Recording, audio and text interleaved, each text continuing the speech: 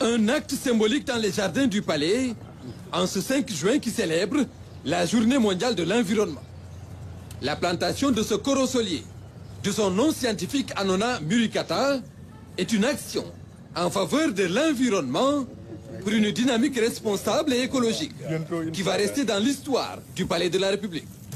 C'est l'un des actes certainement qui va marquer personnellement mon passage ici. C'est un exercice que j'aime particulièrement et auquel j'invite les populations sénégalaises à souscrire massivement.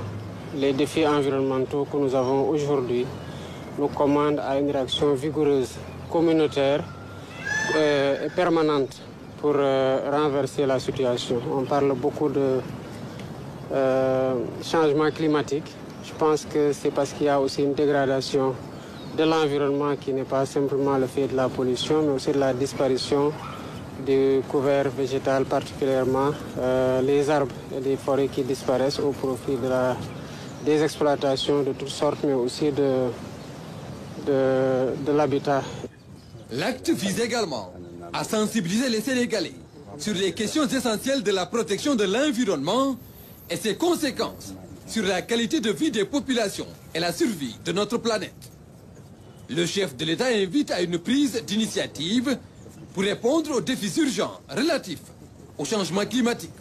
Cet acte symbolique est aussi un appel à une vaste campagne de reboisement, particulièrement pendant l'hivernage. Dans certaines zones, ça s'est déjà installé.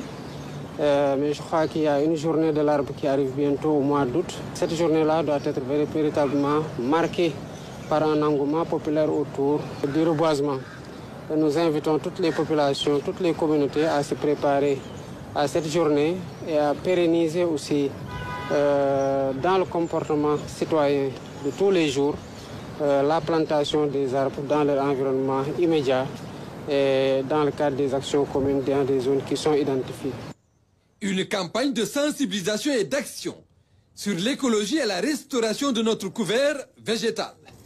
C'est à ce prix seulement qu'on réussira à rendre notre environnement beaucoup plus agréable et à lutter de façon plus efficace contre les changements climatiques qui nous affectent tous d'une façon ou d'une autre et dont les conséquences à moyen ou long terme ne sont pas pour le moment calculables, mais on en ressent déjà les effets drastiques à travers l'avancée de la mer et la compromission de beaucoup d'activités génératrices de revenus.